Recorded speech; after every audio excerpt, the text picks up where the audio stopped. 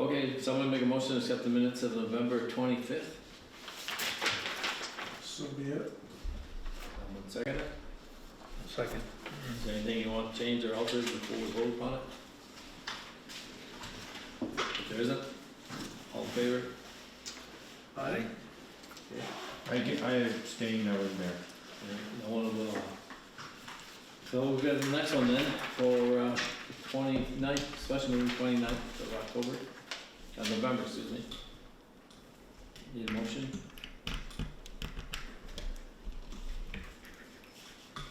Make a motion to approve the 29 minutes. I'll second it. Any questions or change or adjustments you want to make to these? No? Let's vote on it. All in favor? Aye. Just get that done. Okay.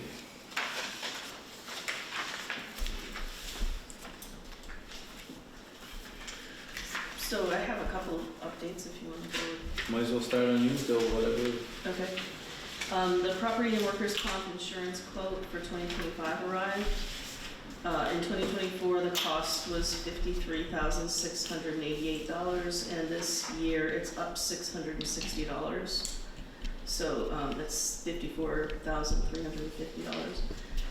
I have a question to passive about how they calculated the workers' comp cost. I just need clarity because it's a new company. And I'll let you know if anything changes, but I think we're in good shape there. This week we onboarded Robert Carmen. He accepted the position. We have him all set up with tech, building access, and the other candidates were notified. And I've been working on the budget for 2025, getting ready for next week. That's basically my goal. You've been on phone and talking, yeah.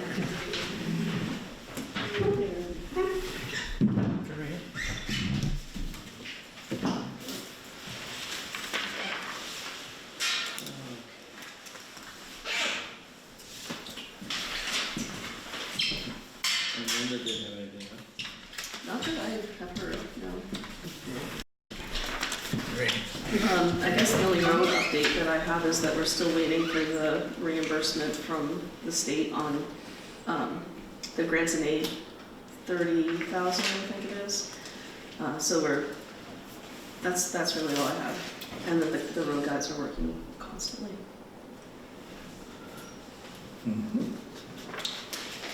So James is here. We're waiting. Senator Randy Brock just walked in for Dave's versus. Kevin Ryan. Bob Norris is coming. He said he was going to be here. And Matt Walker, who is the House he's been on the House Transportation Committee. He's a representative from Swanton. So we thought it might be nice for him to be here to talk. Couldn't hurt. Like getting ready to go back in session pretty soon here? Well, no. That's very little good news to go back to them first. got a little new energy down there, a little couple new Couple new people, new people. That'll be good. Change is good. It is. I kind of Turn the page. Turn the page. Yeah. Speaking of change, when did they change the speed on the Highgate Road by your house? Month or so ago. Okay. Yeah. I was worried because I saw it the other day, and I saw it when they put the 40 sign down by the interstate, but then I drove up towards your house. Usually I'm coming down the other way. Yeah. I thought, oh my God, am I that lacking in observation skills? Yeah, it's good. Pretty A couple recent. months at the most. That's what I thought. 40 miles an hour. No, just up to, basically my up to house. Randy's house. Oh, okay. It could stand to go quite a bit further because they drive like a bat out of hell on that road. Evening. Kevin, Ronnie, hey, Brent, Steve. Where's Thomas? Okay, he's right there. So No, dude. We're just waiting for Matt Walker. He was going to swing by from Swanton, representative. Senator Brock, We meet again. we meet again. Someday I'll make it home.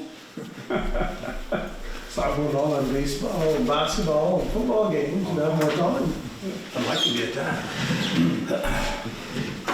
Chris and I were just picking kids up from Sheldon and saying how nice it is to have practice in Sheldon. Home practice. Yep.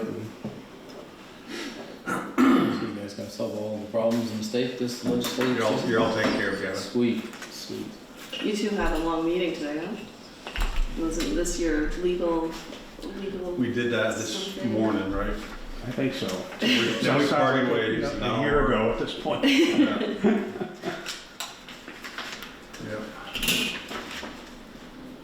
Yeah. You've had one meeting since then, so have I, but the other direction. Yeah. I haven't been home yet, so this should be it for me today. We're all early. Amazing, we're amazingly early.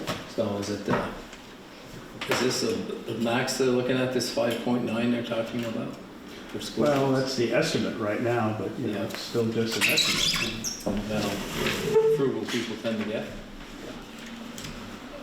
But again, that's, Not noted for that there, are they? No, they're not. I don't think so. I'll give you that. That's just an estimate from the tax commissioner, Craig Bowling. He's gonna put that out every year anyways on or about December 1st. yeah. But we'll see what'll happen when we get back down to the State House, I guess.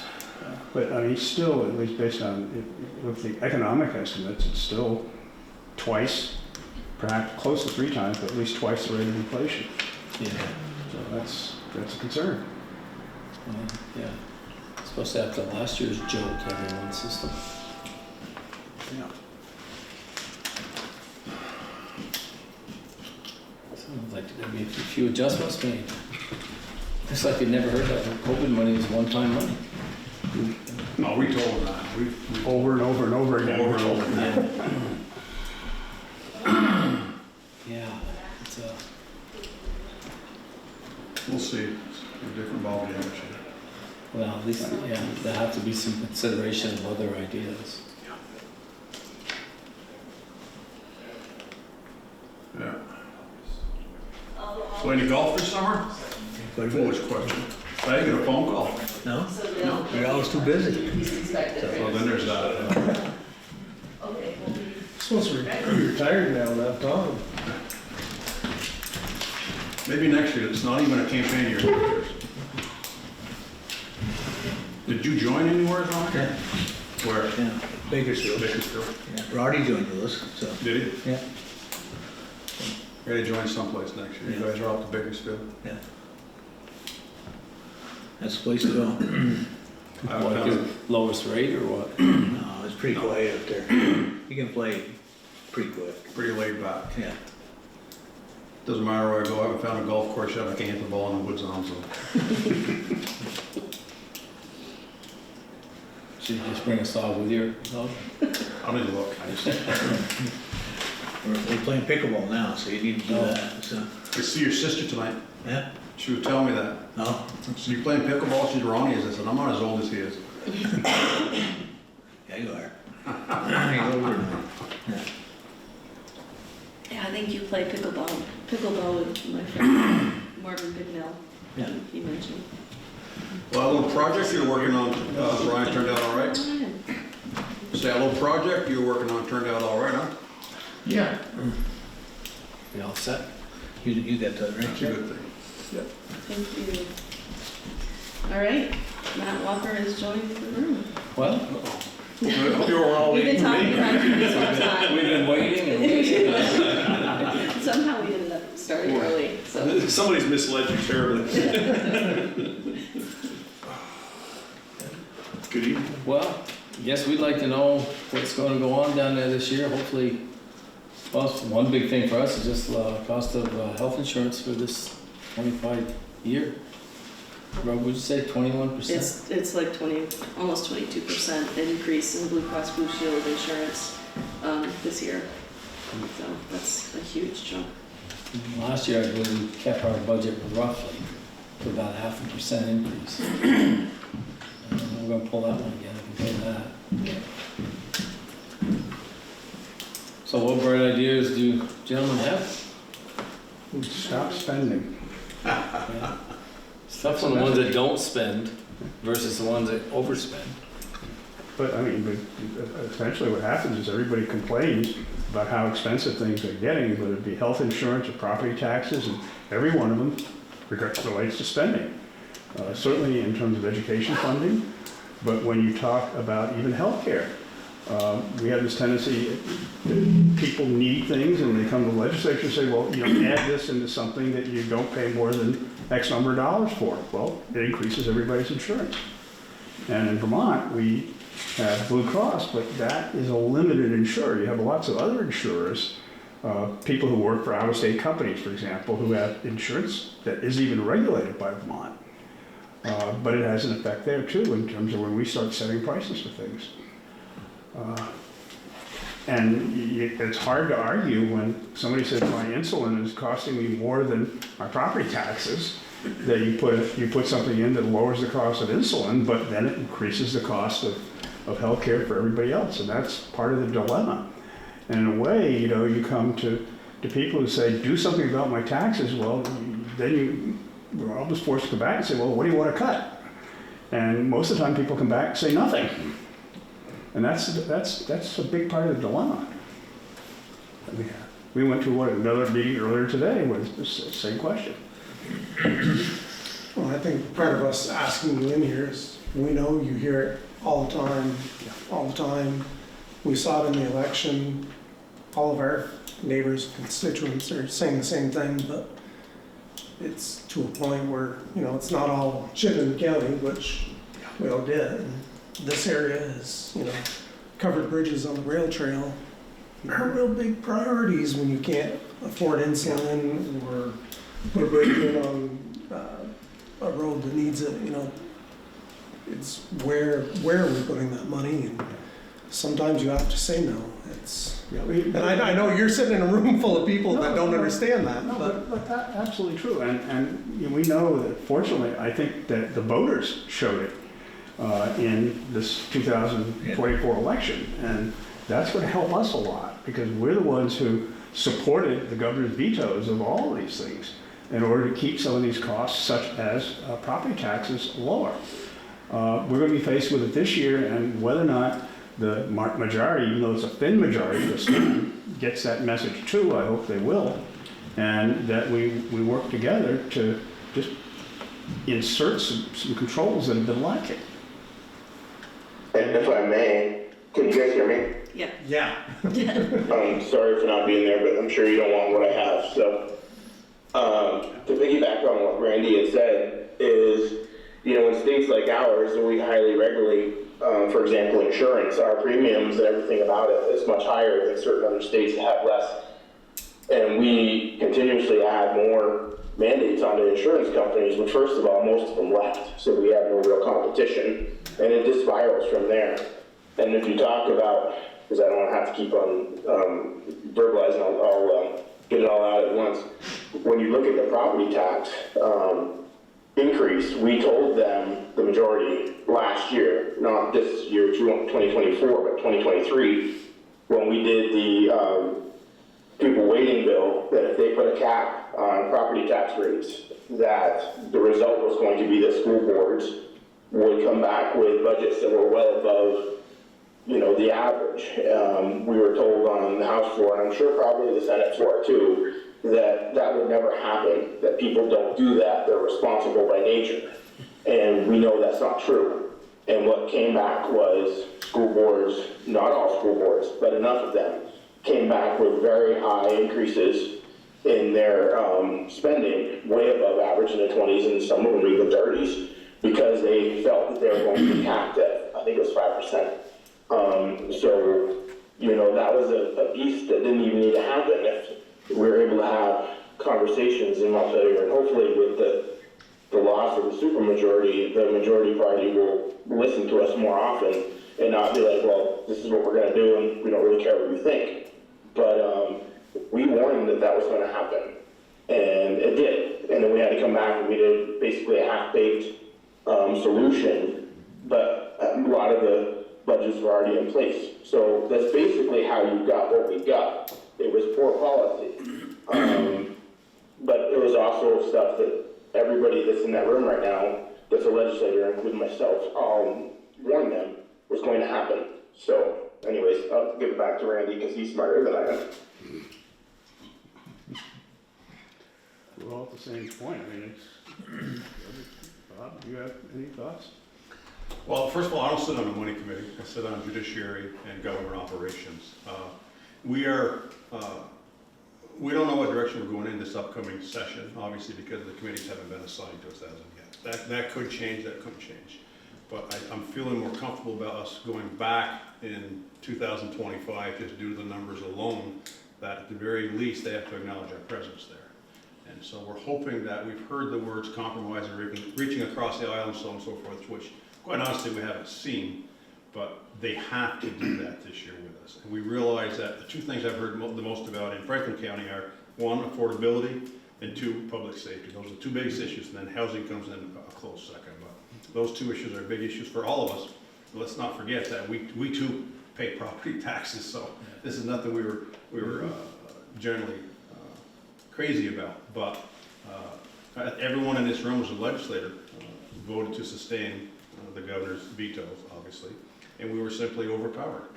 And with the numbers changing in both chambers, the House and the Senate, we're hoping for a brighter picture moving forward, but there's nothing concrete, I might add. But they do have to come and negotiate with us this year, knowing that if the governor doesn't like the plan that they're pursuing, that he can veto it, and we're able to sustain vetoes if in fact we do. I'm not saying we're going to, but we do have that power now. So it's a brighter picture somewhat, but I'm not making any promises. And it's going to be difficult as long as lots of people have particular things that they want to see, and they may be valid, in many cases valid things. You know, it's not that people are asking for dumb things or things that are inappropriate. It's just that we have a limitation as to how much money we have, and we got to choose perhaps between a lot of good things and say no to some of them. Because that's the only way that we're going to lower property taxes and lower some of the other taxes that people are really feeling oppressed about. And I think that some of the decisions that are going to be made this coming year in Montpelier will be advantageous for some individuals, but not so much for others. There's going to be some groups that don't like the decisions that are going to come out of Montpelier, but the only way that we're going to address these money issues is to look at cuts in certain areas. As to what those areas are yet, I don't know. But we can't continue the path that we're on as far as the continuing taxation, medical, so on and so forth. There has to be some cuts someplace, and the powers and those money committees and whatever else going to have to make those decisions, and then they're going to come to the floor, we're going to vote on them. So it's a good looking picture, it's a good looking outlook, but it's not pretty, is what I'm saying, to paint that picture. One of the things that, we keep saying we have to do is we've got to just think through. You take some of the education funding and where these property tax monies go. It's the kind of thing that I hate to come to a group that may ask me about education funding because it's impossible to explain. It's so convoluted and so complex and has so many doors and windows to it, it's almost impossible to adequately explain. And we need to simplify it, we need to make it understandable, we need to make it consistent, we need to eliminate the bumps in the system, but to do it, you can't do, and I say this over and over again, you can't do education funding in a vacuum. Because once you tweak something over here in education funding, it has an effect in some other tax.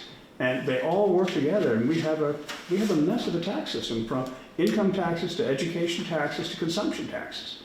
And it's got it. We tried to do it, what, 2010, 11?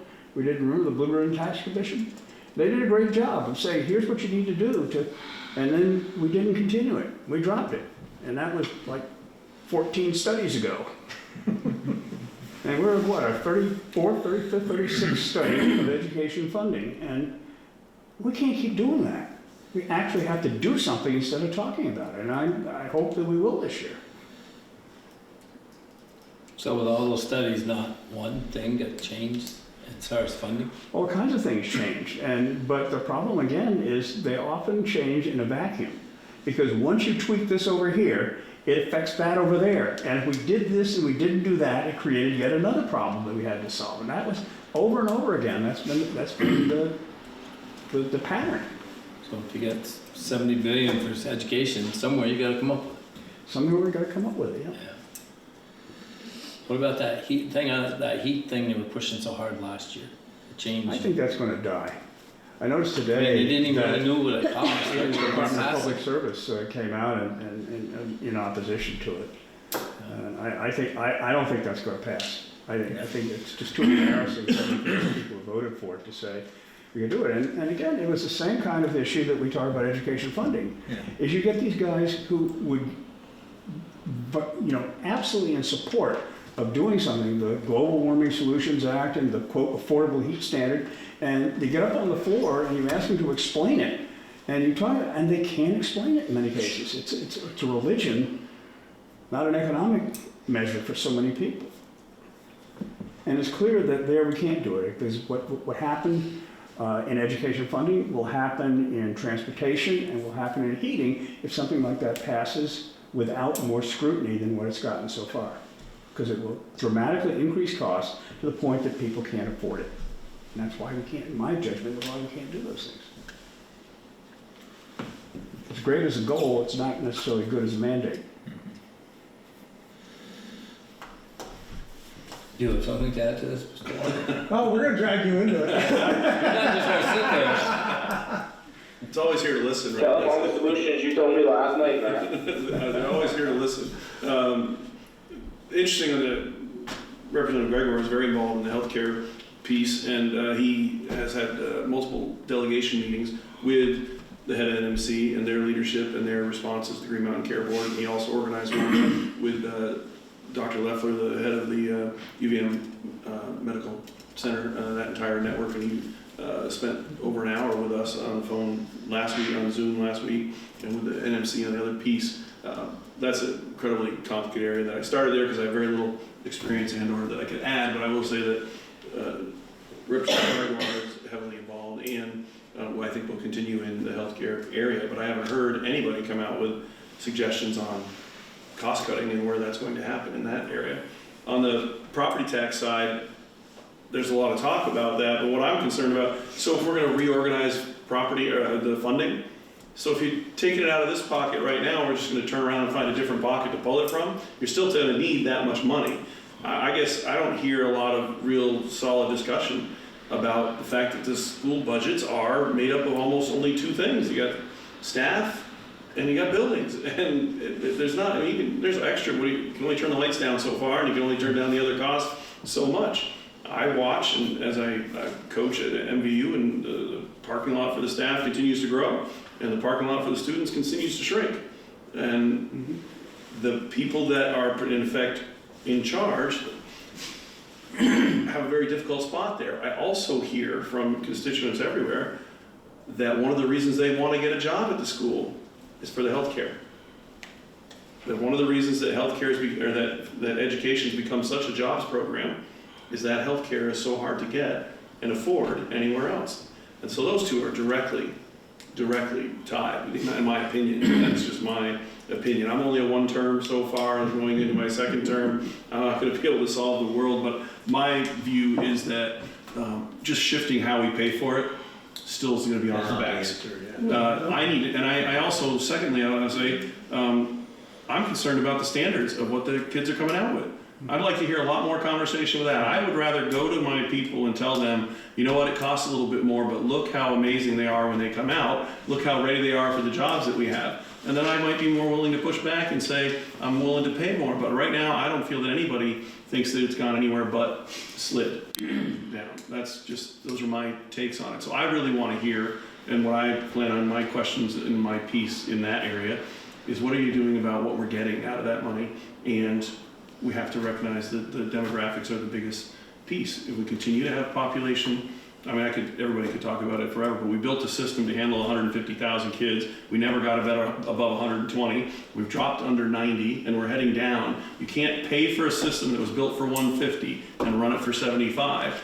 And again, there was only 5,100 babies born in Vermont last year. So in 18 years, at this current trend, 12 grades times 5,100 means we're heading to 60,000 kids in school. That is going to be very brutal. I think that what we had in this election, the reaction to property taxes and public safety, is the tip of the iceberg when you recognize there was only 5,100 babies born in this state. last year, and that is the biggest thing. This thing isn't just going down, it's going down like a blind roofer, and it's gonna get a lot worse. And you have to recognize that we're headed to 60,000 kids statewide. How are we gonna keep all of these schools going? And maybe, I don't hear anybody talk about the amount of rules that we put on for the state. Maybe we are better off with more smaller schools and not so many effort in the direction. Anyway, there's a lot of different ways to go, but I guess I'm saying it's not only as bad as it got this year, it's only going to get worse unless we're looking at significant changes, because the amount of students is going down dramatically. And the student to staff ratio right now is what, 4 to 1?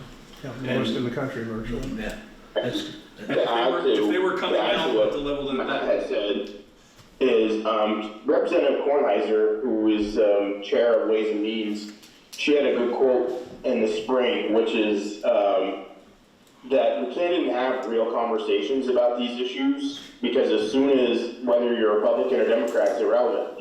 As soon as you throw out an idea, you know, a classic brainstorming activity, there's always a group, and usually a powerful group, that jumps and starts really screaming.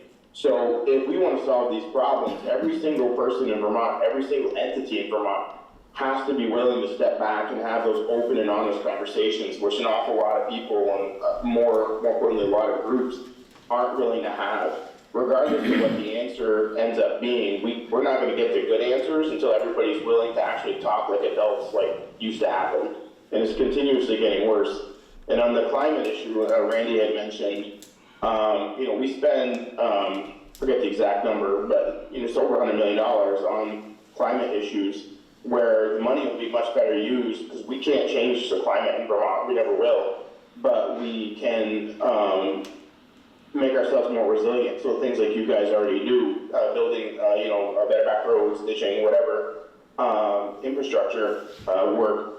A lot of towns don't do that, and I think the money that I mean, I know for a fact that many towns don't do it and they refuse to take the grants, but anyway, we'd be much better off using that money that we put into certain other climate initiatives that won't pan out, to put them into resiliency efforts that will pay back in the long run, when we don't have to spend as much money repairing our infrastructure year after year when these storms happen, because obviously you can't change them.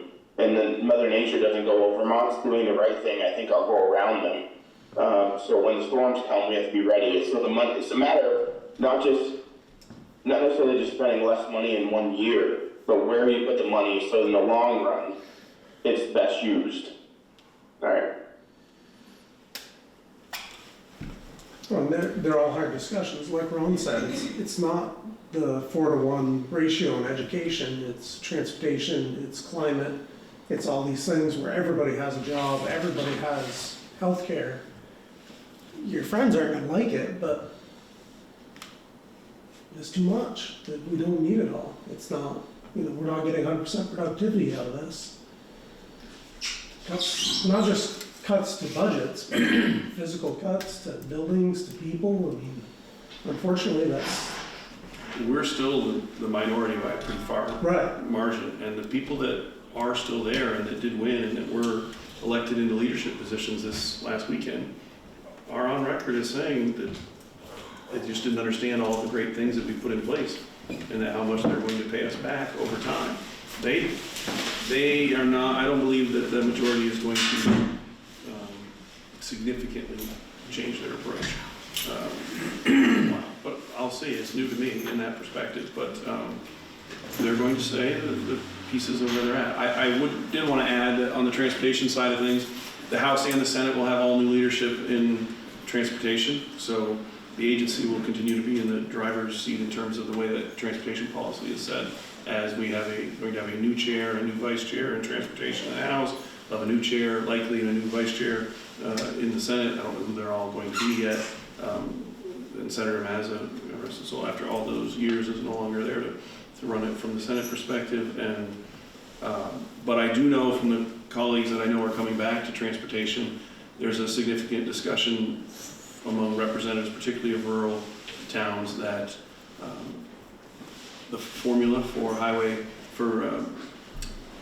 roads, town roads and bridges has been set for an awfully long time. It hasn't been looked at in a long time. That There's huge flood issues that come on secondary roads that we have right now no way to really help, and waiting for a disaster, and waiting for a FEMA declaration to do as much repair as you can under a FEMA declaration is not a good long-term strategy, but the people that I know that are at least returning to transportation are looking at, we're going to have to find a way, or we'd like to find a way to kind of change or look at how that works.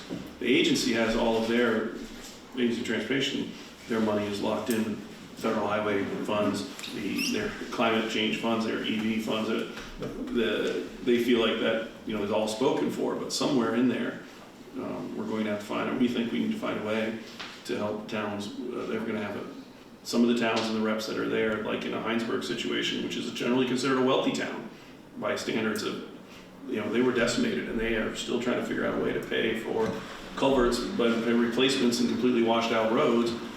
And what they're trying to say, the lesson is, we need to proactively increase the size of these culverts and move ahead in that area in order to save big money down the road. So that discussion is being had, that we better find a way to spend a little more money, or some more money now, rather than trying to redig and start over when the thing's completely washed out. Well, That's what I hear people talking about. That was one of the discussions we kind of wanted to bring up. You guys hear that all the time. Was it 2 years ago? V-Trans came to us with a set of plans to replace an old bridge in town. It gets 8 cars a day, maybe? And that's if they turn around and, you know, go back and look for deer a second time.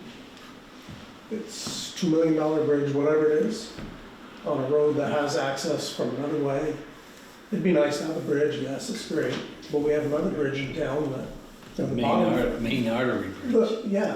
The bottom fell out of it last year, and our highway crew, you know, fixed it. Milk trucks, feed trucks, I don't know how many hundreds of, it must be 1,000 cars that go over it a day. Didn't we It's- measure it it's when too narrow for 2 cars to meet head on, you know, everything is wrong. It should be brought to the top of the list, you know, common sense thing. We've got people on the V-Trans, what do you call it, TAC force, we have representatives, town crew, you know, Catherine, done. We interact with V-Trans, we bring it up, it's Bridge 51, it's, you know, and it just kind of gets shoved aside. Like, how do we address that or bring that to the forefront? I mean, it's one of those things that either a truck's gonna go over it and destroy it, or a flood's gonna come by. I mean, I've worked under the abutment, and there's not a lot left to it. Like, I step on it when I go over it, just to make sure I get across it, you know? How do we address those problems, right? Which bridge is it, Dave? Chester Arthur, Bridge 51, there's a report it's been inspected 2 years ago, it's got all the pictures, it's like Yeah, I mean, it's 20 pages PDF. how many years ago did we actually ask for that bridge to get on the Well, that list? started a long time ago. Oh, The list is 8. long. But It's the Northwest Regional Planning list of priority structures is at least 8 structures long, and one is chosen by the state a year, and all of the structures that are on that list are high risk. So Right, it's but gonna, without so it's getting gonna into the take, weeds. it would take theoretically, you know, 8 years for us to get to the top of that list, so that system just doesn't work. It doesn't really it doesn't work. Right, without getting into the weeds and going back to the frivolous spending, you know, there's talk about putting a covered bridge in on Gavin's private trail out front. Well, why would we put money into, recreation? Talking about the rail trail. Right, sorry. I'm all for putting money into recreation and whatever it may be, but putting a covered bridge in on a little rail trail for a couple of bicycles versus a bridge that's in dire need of maintenance, you know, there's something in the system. Or even allow you to transfer. I mean, they basically came to a meeting and told us, we're doing this bridge for you. But basically, it's the way it showed up. Absolutely. Kind of like, what are you talking That's the about? Parity Bridge. Yeah, and it's an We're- old we're bridge confused. oftentimes. The one down here, Henry Magnin told me he was 6 years old when he walked across the rails, when they were putting this one in.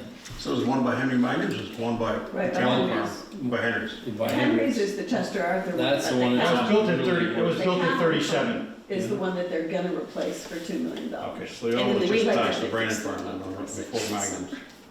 Yes, Okay. that. They fixed this one right out here, how well did that go? That's the state, that's Well, the well. state, that's not a town road, but it's the same river, Same flow, same issues. That one was put at the top of the list for this year for some reason, and those bridges are still waiting years and years later. That one's a town bridge, this is a Right, state. this is a state bridge, it's like this, and the Yeah. state initiatives are getting a lot of money, and the town Which is fine, the state main projects are arteries not deserve necessarily it, getting but the when we look at a road attention. with 8 trips a day versus 8,000, it's like, why Yeah, are we? there was a little flexibility, and I'm sure that. Yeah, we'll send you a follow-up for, we just wanted to get more visibility of, when we were surprised when they said, oh, we're gonna do this parity bridge, and you said, what about Chester A. Arthur? Yeah. That's much more concern to us. And it was, Especially when they redid this bridge and the 90% of the Had traffic to go over that detoured bridge. over Chester Arthur. Yeah. We're that was a- talking That tractor was, trailer. that was like, Truck- You wore it out tractor first, trailer you wore it out trucks faster, and you were just Yeah. glad to thank goodness it got through. Yeah. We will, What I hear when I dig we will into get together and we will, have some dialogue with the, we can't promise anything, obviously, but we'll have a dialogue and try to figure out if there's a way. I mean, a bridge is dangerous for more than one reason, including the fact that it's so narrow, but we'll engage in dialogue with, V-Trans and see if we can figure out. No, I mean, obviously, like I said, no guarantees, but we'll engage in those conversations. So I could, sorry. No, please. And this is really a conversation with the select board, so I'm, I just want to say that the only other option for us is to go through a hazard prevention process, which brings us right into FEMA controls. We don't have the staff to do risk assessments that are required for that. There's this whole process when you get into hazard prevention that's all funded by FEMA. Or we have to go toward the grant process, which is all of the appropriations that go to structures improvement in the state of Vermont within municipalities. That money towards structures is actually in an appropriation line. So then we have to compete for that money.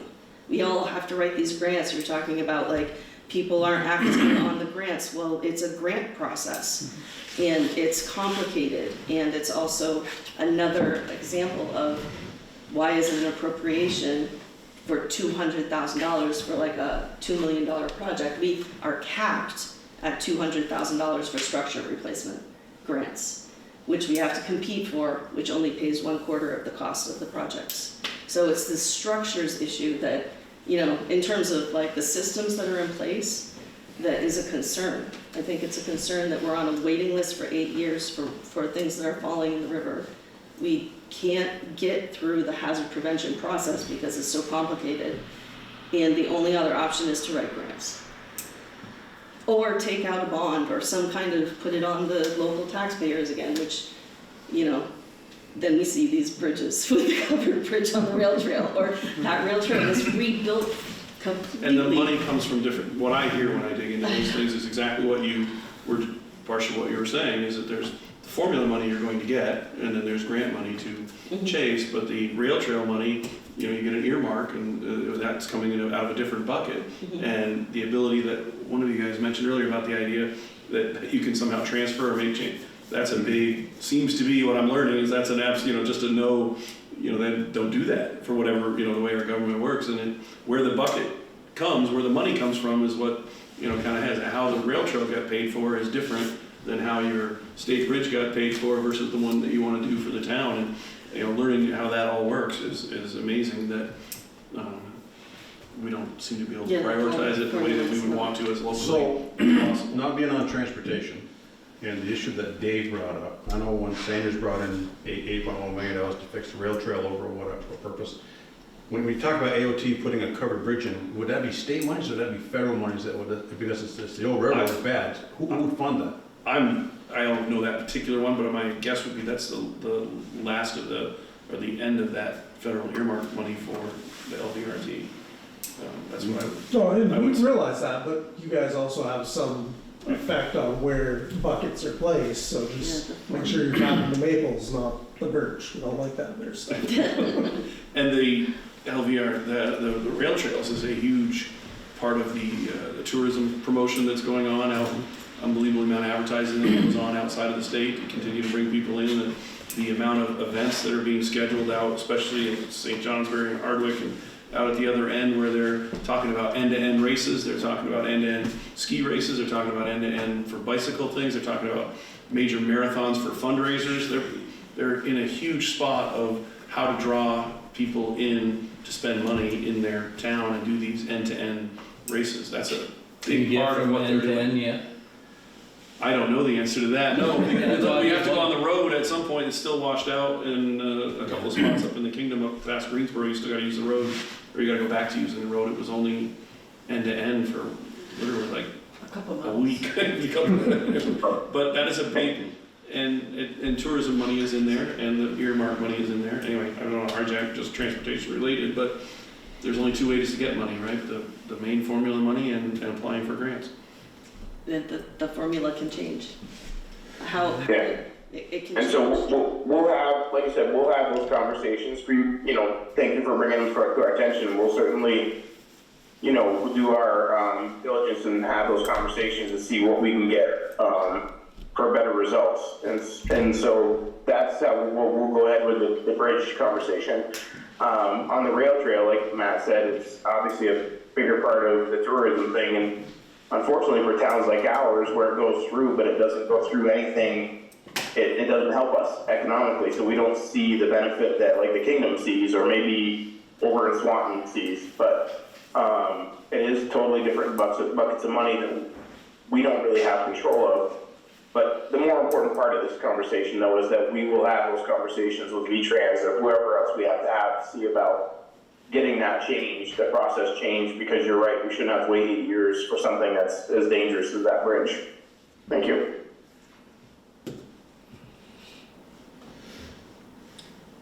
You guys have had a long day already, why don't you? Yeah, I was gonna say, any more questions for these gentlemen? So they can- I get one question for you.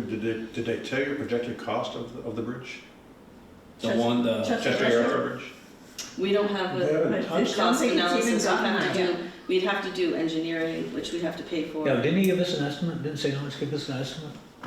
Oh, so if we look at the Jouer Road Bridge and we calculate for inflation, it's not apples to apples, but it would cost about $2 million. Yeah. I think they appropriated roughly 1.25 for the Fairfield Bridge. That may have changed because they've delayed that out at least 2 years longer than they originally said it was gonna occur. Just recently saw that number, we were planning on having it replaced next summer, and at some point, without notifying us, it's gone to the 2026 calendar. So I have to follow up on why that happened. So now it's been presented to us and. But it could present an opportunity to reevaluate which one is Yeah. first, So it's been prioritized. based and on it's not for utilization. sale. And my understanding is the Northwest Regional Planning Commission through the TAC is one of the main ways to try to get your piece up. And at some point, I guess I have to talk to James about that, about what else you can do to publicly ask or go. I don't know exactly how you. We have a representative on the TAC that their single job is to say Bridge 51, Bridge 51. Yeah, Yes, we specialize. yeah. I've attended a few of those meetings. Is there any other questions you'd like to ask the gentlemen who are here? Long story short, we support what you're doing, we appreciate it. Yeah, and always thank us. Just, yeah. You got all our phone numbers and so on, and if there is anything, call us, email us and so on and so forth, Thank you. we'll do the best we can. I guess in fairness, the highway department, though, we should note that we did get a couple of bridges in the last 10 years. Yeah, we were very pleased with 36, I mean, Yeah. Yeah, we got some town bridges done in the last yeah. 10 years out. A lot of it's because we were pre-prepped, we'd pre-engineered. Sort of like the stone line ditching thing, we always had 2 or 3 ahead and sometimes just couldn't get them completed in that fiscal year. So I knew we had stuff ready to go. And to your benefit, Gavin, when I talked to the state people, the district, they were very clear a few years ago that Fairfield is always on top of things, and that more communities benefit from being as, especially in transportation, as you guys are. So you guys are doing some, you guys do a lot good, but you get props for that from them. Oh, that's why we probably just got a paycheck. Yeah. Well, thank you very much, gentlemen. Unless you guys got some other questions you'd like to ask, and they've had a long day. I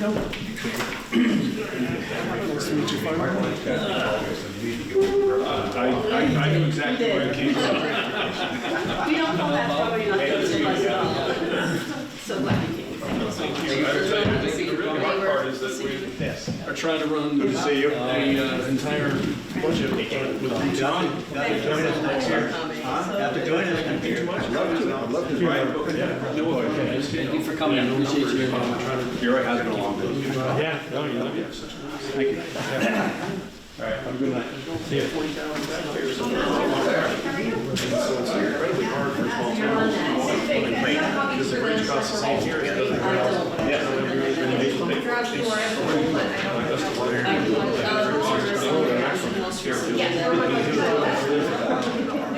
So hard, but everybody was scared.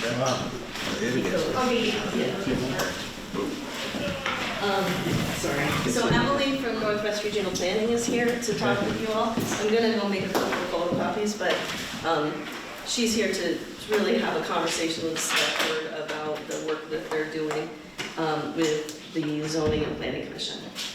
I'll see you right down. Kathy's gonna be making a few more copies, there's a couple there.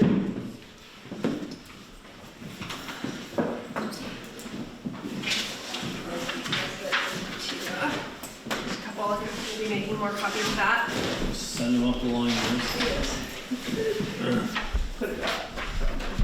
Yeah, if you want. There's 2 copies there. Yeah, then we can put it to the close up, depending on the public can see it. Got one here, so I guess everyone's got one on the board. Do you have the most recent one that I did the highlight? Made some big deal, not.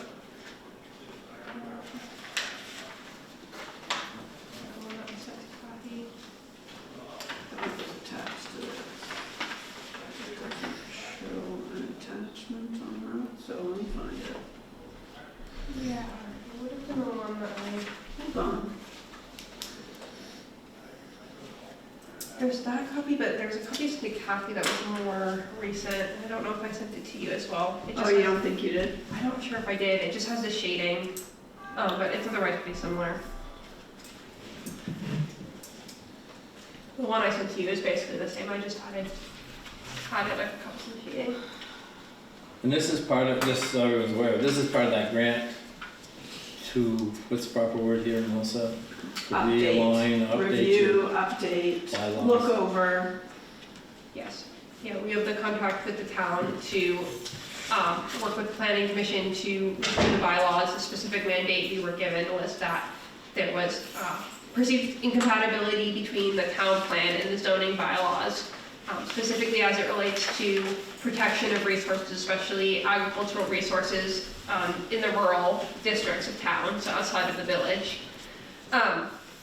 So from that, we've been working with the planning commission and members of the public that have attended to start developing some initial ideas of zoning tools that could be used to address some of the concerns that residents brought up about how development is happening in the rural areas of town. Right now you have 1 acre lot minimums. And I think the general feeling is that there's a need to balance the ability of property owners to develop their lots, whether that be for their family or to sell off those lots to, cash in on their land for their retirement, for example, and preventing really large-scale developments that might not, eventually developing all of the farmland and ending up as a suburban town and not a rural one. That is a perfect summary. Yes, perfect. Thank you. But there, what percentage did you say it was of the town that is in land trust? I don't remember the exact. Yeah, 80? yeah, I think it was like 80 something When we percent. go with over 25% grade plus land trust. Plus, I think that includes current use, right, as well. Does it include current use?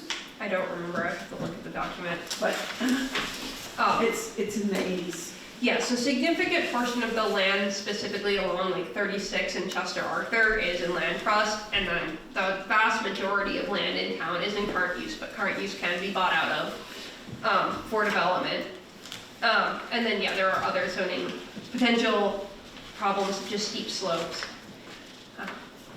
So that was one of the first things that the Planning Commission did look at, was what are some of those potential constraints, to better understand them and to better focus the tools that are being developed. Just waiting for Kathy to get back. I don't want to jump into this until everyone has a copy here.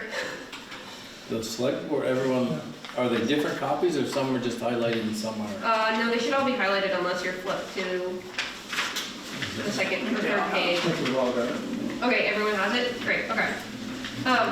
So over the last 3 meetings with the Planning Commission, we have reviewed essentially 5 different areas. I think Melissa, I don't have the colorful ones. yes. I got it here. Yes. We've all got it. So from that, I think 4 more. the subdivision regulations, specifically the density standards, adding additional zoning business, resource protection standards, site layout and road standards, planned unit development and conservation subdivision standards. Did we get one of those? Let's review. And accessory dwelling unit has also recently come up. So of that, the main focus that the Planning Commission had was on the density standards. So the Planning Commission looked at a bunch of different tools, and the goal of this is to kind of give you guys an update of what's been discussed so far, and then from here it's going to go into public outreach in like January 2025 with the goal of basically getting public feedback on, okay, this is what we're potentially thinking about. Are you in support of this? Are you not? What are your concerns? So this is still definitely preliminary. It's not saying anything is going to be in the bylaw. It's just starting to kind of rule things out that You aren't start to fit. tie up all the comments and discussions Yes. into something organized, so you can take it to public and Yes, look yeah. and see what. Yeah, and kind of rule out those things that, like, you know, the main purpose of this was to basically rule out things that are definitely not fits. So the main things that they wanted to focus on were in this density section. The first is just, obviously one way to decrease density of your development is to just increase the lot size. Such as a very large lot size would be considered 25 acres or more. That would be a lot size that would allow continued farming through current use. Anything less than 25 acres you can't easily put into current use, so that's. The Planning Commission had real concerns about affordability if you make larger lots overall, but they do still want to include it as a potential discussion in the public outreach, as well as like a smaller large lot, which could be a 2 to 10 acre lot.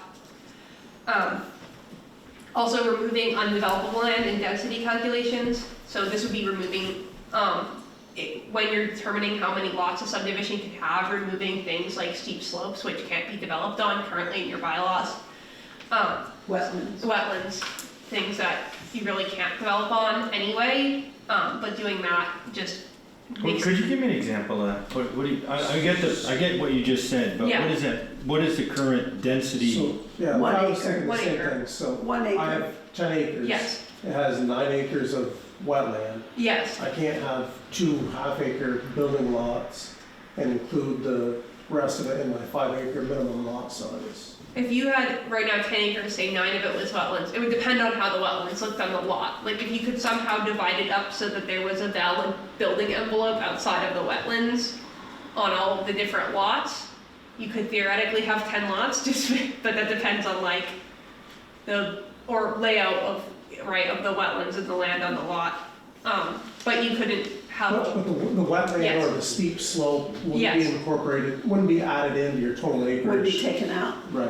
It would Yeah, be but taken in that example, in this example. let's say it So was, say there's that 10 acres with 9 acres, so there's 1 acre of developable land. yeah, so that's one building on a acre. Correct. Yeah.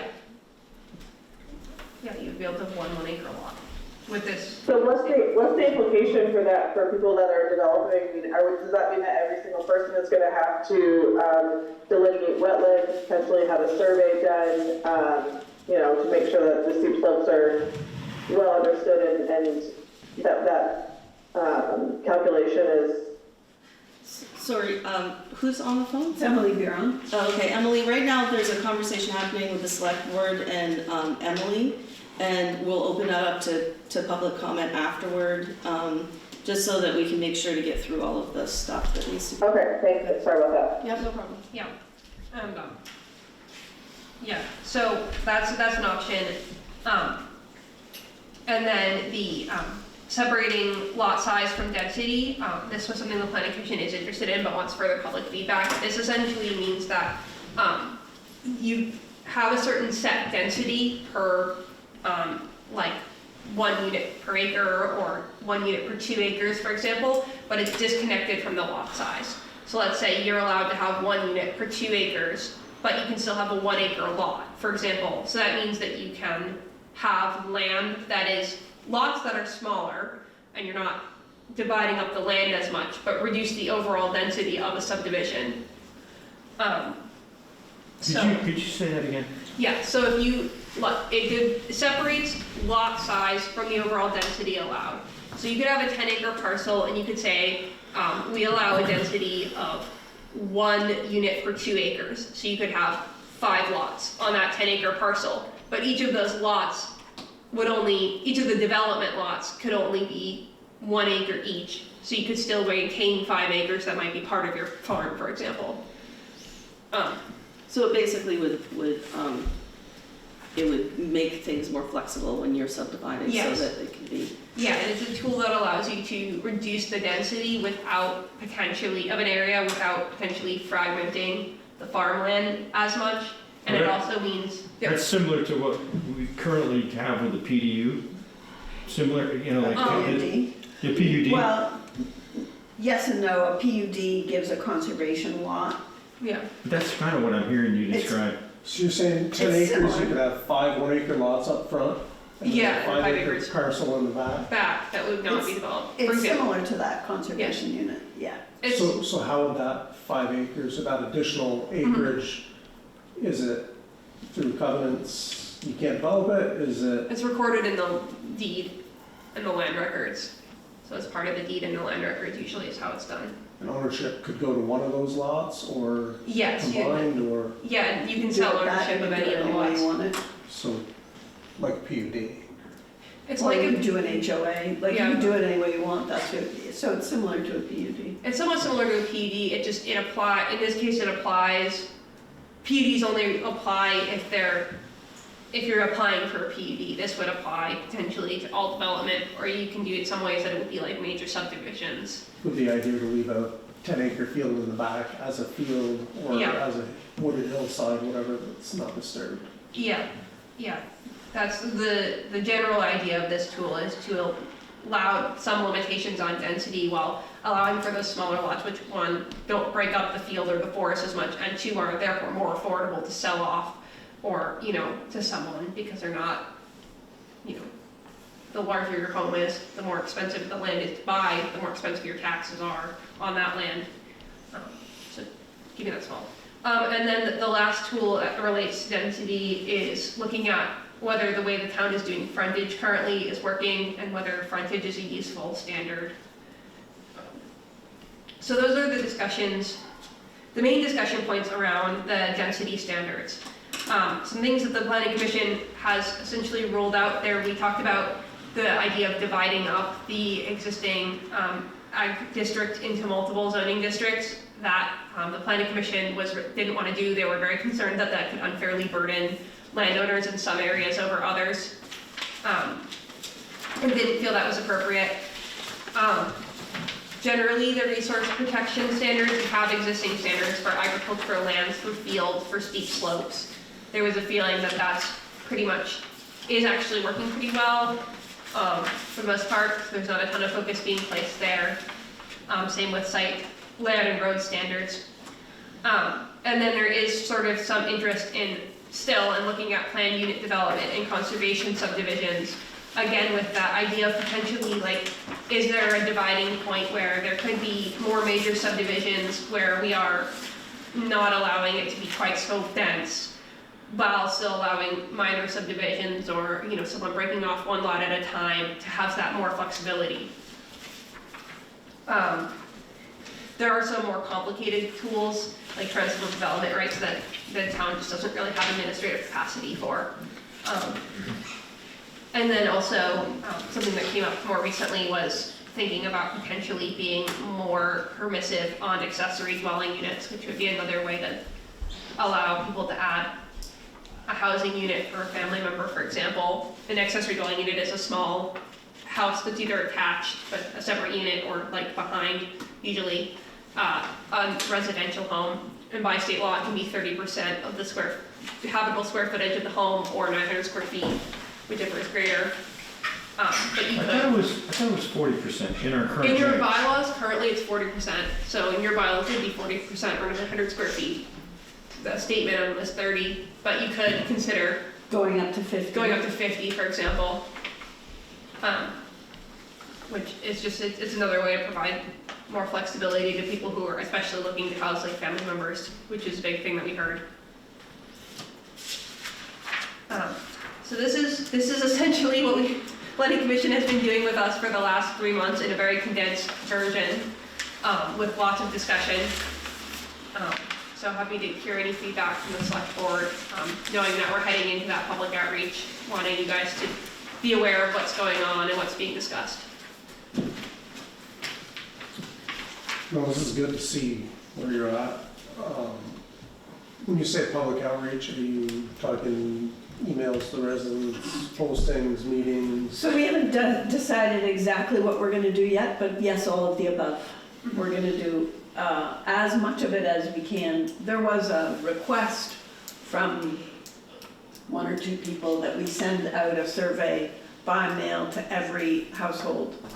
And I think that's financially probably a little bit out of our zone for this project, but we'll do everything that we can to make it as,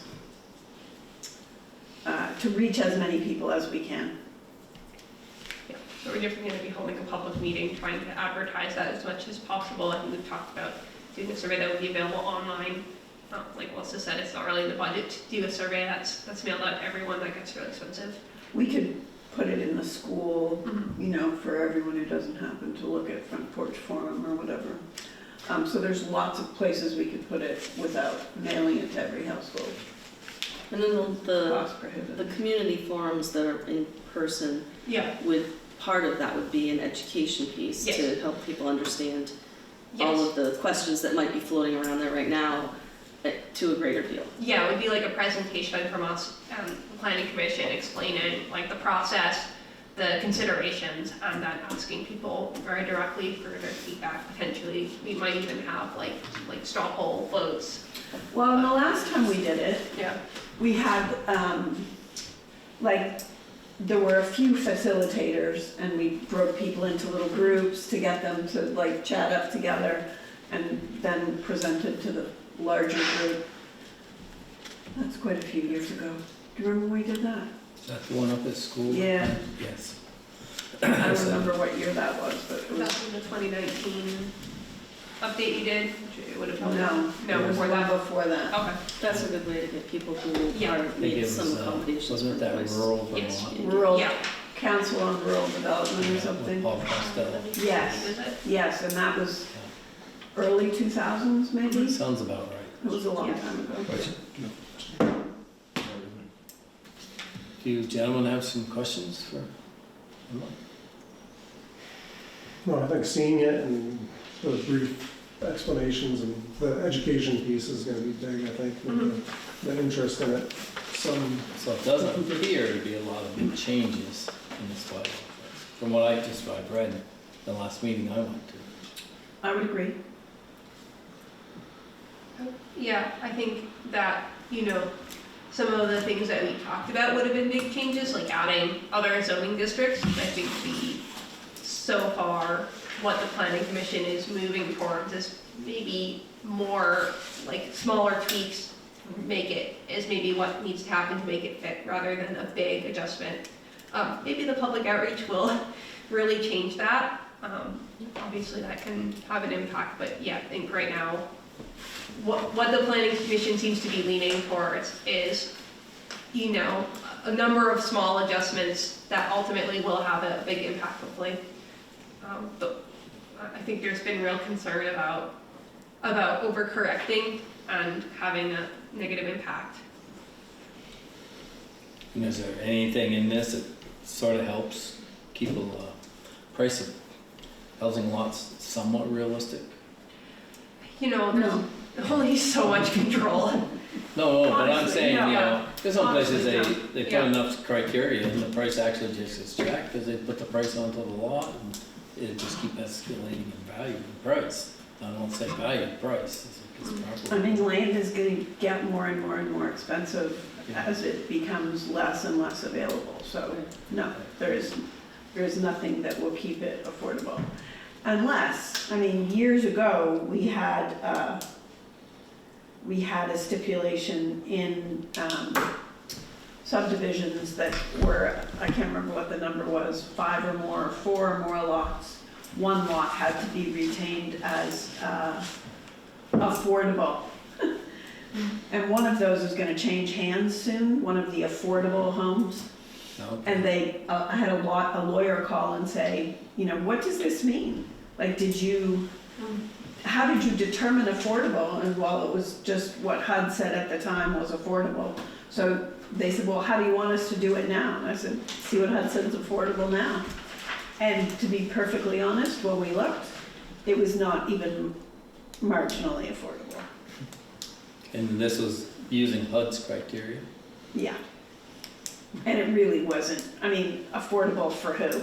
Yeah. Sure as hell not for me. Yeah, I believe like the state definition, and I think I don't know if I use for owner-occupied home, but the state definition for owner-occupied home is 120% of the median area income for the Burlington, South Burlington metropolitan statistical area, just within Franklin and Grand Isle County.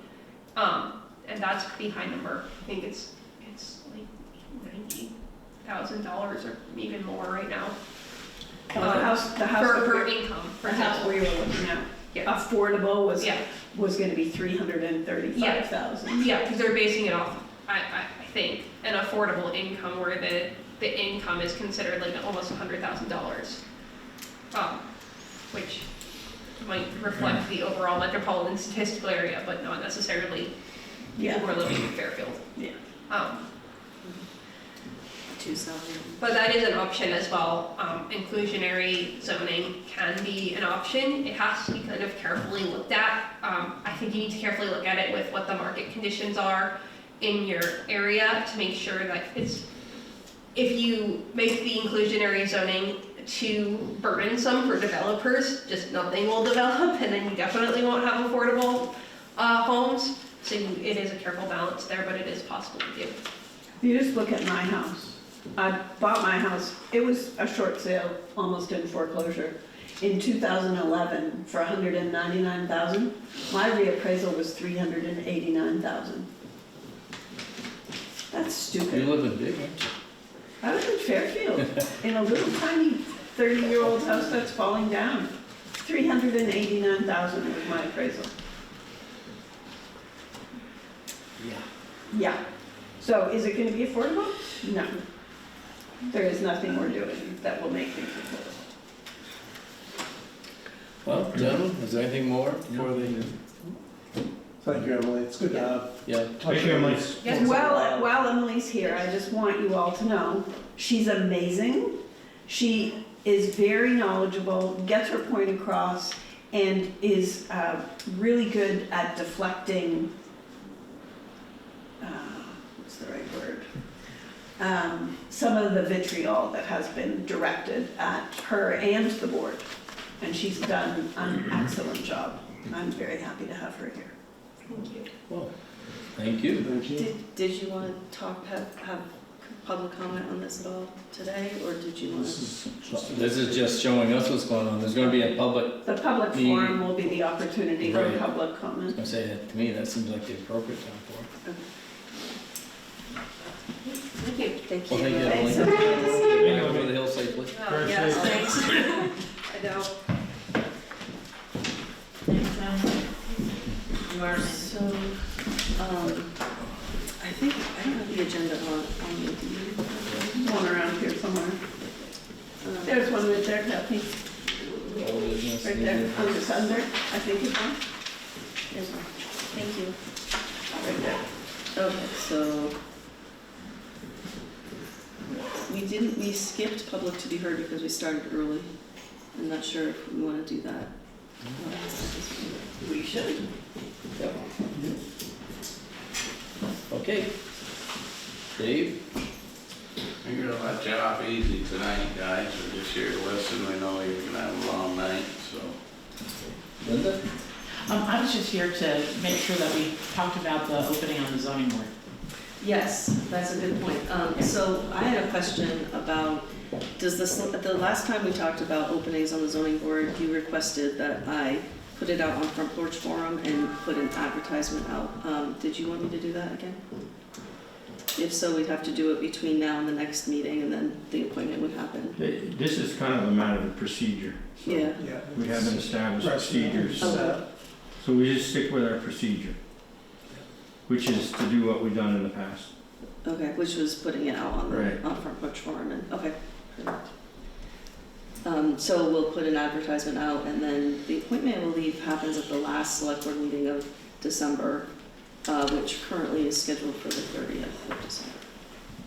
But that's when we reappoint all the appointments we have for the year, right? Right, and any So- vacancies that Right. are open. So Linda, have you gone to any of those TAC meetings? We did have one, the last one was canceled. We just had the senators here and there, and we were I know. quizzing them deeply on things, and we're just wondering, I'm having lunch over at his house tomorrow. we'll mention Bridge Oh, 51. Make Oh, sure, yeah, that's gonna work in the conversation. maybe we can make up a sign you could carry with you when you went in and stuff. Yeah, I don't know yeah. exactly what you're talking about, if you just Yeah. write it on your forehead. I'm gonna teach him how to use some AI, and he and his wife, and we're gonna talk about, well, we might use some questions for AI on that exact topic. It'd be interesting. Okay, is there anything, You should get me a resume, or at least a letter of interest, so that I can put you in. the we file. haven't done the warrants yet, right? Yeah, emails. Oh, the email's good, that's right, you got me. an Yeah, email. Julius That's did, right, yeah. that's right, that's right. No, no. Emily, anyone else got any public comment? Emily Barron, any public comment? No. She forgot she was on. Sorry, I'm just trying to unmute. I'll wait till there's the public forum, so I can add my public comment. Sorry about that. Thank you. That's good. Thank you. Will one of you make a motion to accept the warrants? I'll make a motion to accept the warrants. I'll second it. Anybody just in favor, everybody in favor of? Aye. Okay, that one's done. Just keep an eye on, so don't forget things here. Okay. You've kind of gone whatever you had, right, Kathy? Right, so we have a legal issue that we need to talk about. Other than that, I'm good. Okay. How, I know I've talked to Mo a couple of times, we've had some issues with a new truck. Yeah, We the did. pump, I didn't know Yeah, this. they put 2 pumps in that new truck for the plow system. might be working on it there. Just Mm. keep an eye on the, keep in touch It's with all under Mo. warranty. Yeah, make sure, But it sounds like a bad bunch of pumps. yeah, is what it because sounds like. we're not the only town or the only owner of that truck with that issue, so. Right. Just make sure that warranty stuff is Okay. noted and that's just be it. aware that Organized, that's organized. coming through, because That's a pain in the butt, because they have to go pick up the pump.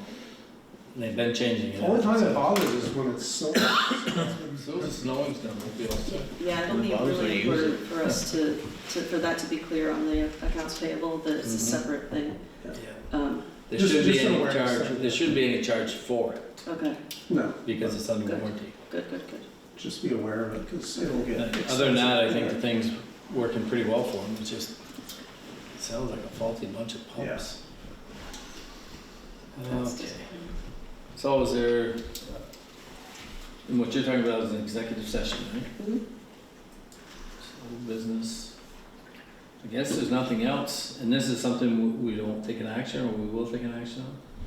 Or is it just informative of? It really will be up to you. There could be an action, but it does not require, you could wait until. I make a motion, we exit executive session where we discuss a legal issue with no action. A second. Yeah, all in favor of that, all right? Somebody make a motion to adjourn? I make a motion that we adjourn. Perfect. Second that. Excellent idea.